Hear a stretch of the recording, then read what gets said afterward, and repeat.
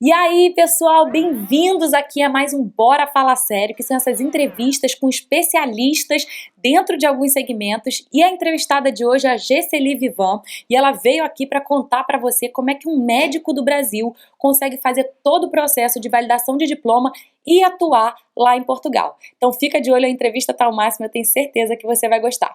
Bora para a entrevista!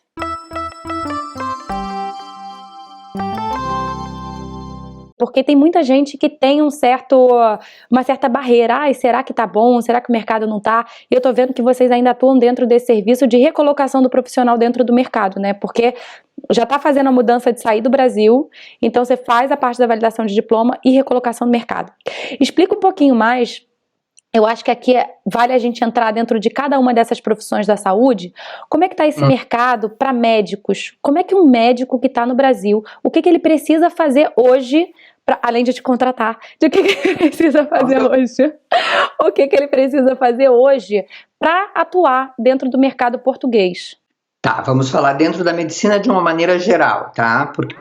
Sem tratar das especialidades por enquanto. O médico, de maneira geral, ele precisa fazer um processo de reconhecimento da sua titulação realizada no Brasil. No Brasil, quando um médico vem de fora, ele faz o revalida, para que ele possa atuar no mercado brasileiro.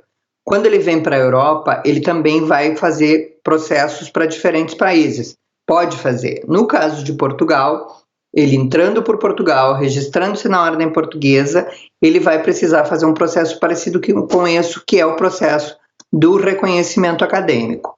Esse processo está em vias de abrir, então ele ocorre uma vez por ano só, e o conjunto dos médicos precisa fazer o que a gente chama de 3 provas. A primeira prova é uma prova teórica, a segunda é um estudo de caso, e a terceira é a defesa de um trabalho. Que os trabalhos quase sempre são muito parecidos com o que nós fazemos nos trabalhos de conclusão, ou uma conclusão de tese de mestrado, ou mesmo de especializações. Então, são essas três provas que acontecem. O processo de 2019, de 2018, a gente acompanhou e já estamos finalizando, os profissionais estão fazendo a última fase. E o de 2019 deve ter prova entre janeiro e fevereiro de 2020. Então, os profissionais que quiserem atuar em Portugal, até considerando-se aqui o cenário 2021, 2020, 2021, tem que entrar agora. E essa prova, então, ela demora aí pelo período de 1 ano, né? É uma prova que são essas 3 etapas. Essas 3 fases. Após essas 3 fases, ele já consegue atuar no mercado, ou ele precisa fazer ainda uma universidade, alguma coisa nesse sentido? Não. Ele vai estar apto a poder fazer o registro na ordem. Então, ele vai fazer o quê? Isso aqui nós estamos reconhecendo o processo de medicina básico, tá? Então, ele vai fazer o quê? Ele reconhece, vai poder atuar como médico geral, de clínica geral. Depois disso, se ele tiver as especialidades, ele vai ter que reconhecer as especialidades das escolas médicas. Aí é um outro processo. Mas aqui o processo básico para ele atuar como médico de clínica geral é fazer esse processo de reconhecimento. A primeira prova acontece, digamos, em fevereiro. Em média, 2 a 3 meses depois, a ideia é que lá entre abril e maio saia a prova, o estudo de caso, e aí depois ele tem em média 6 meses para poder fazer a apresentação do trabalho científico, desse trabalho, dessa tese, né? Tem algumas modalidades que a gente orienta. E claro, né, como nós somos especialistas nessa área e nós trabalhamos com isso há um certo tempo, nós temos materiais para todas essas fases de orientação para que o profissional tenha tranquilidade com o que ele está fazendo. Então, quando a gente é contratado por alguém, obviamente que a gente tem que dar suporte, além de entregar documentação, orientar a documentação correta, fazer com que esse profissional tenha tranquilidade para o encaminhamento do processo, a gente também orienta qual é o tipo de material que ele vai poder estudar, dar as provas antigas para que ele possa perceber como é que a pergunta é feita, quais são os termos que se usa, se é uma pergunta mais longa, se é uma pergunta mais curta, como é que é o encadeamento da pergunta. Porque a prova objetiva, principalmente, é uma prova com pouco tempo. A última teve 120 questões para 3 horas. Então, isto é algo extremamente importante. Muitos médicos falam que não conseguiram, não é porque eles não conseguiram finalizar o processo, porque eles têm que acertar 50% das questões, não conseguiram chegar ao final da prova, não era nem porque a prova fosse muito difícil, mas porque eles não tinham tempo para leitura.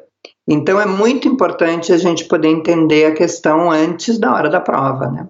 Não, com certeza. E essa prova, todas essas etapas, elas são feitas presencialmente em Portugal? Todas. Não tem chance de não ser assim. Então, para um brasileiro que está pretendendo morar, o que já foi, né? Já conseguiu através de um visto, já está residindo em Portugal. Se quiser fazer, tem que passar por esses passos. E aí depois tem essa parte que é a parte da especialização, né? Vamos supor, se é um dermatologista, se é um cardio, se é... o reconhecimento da especialização.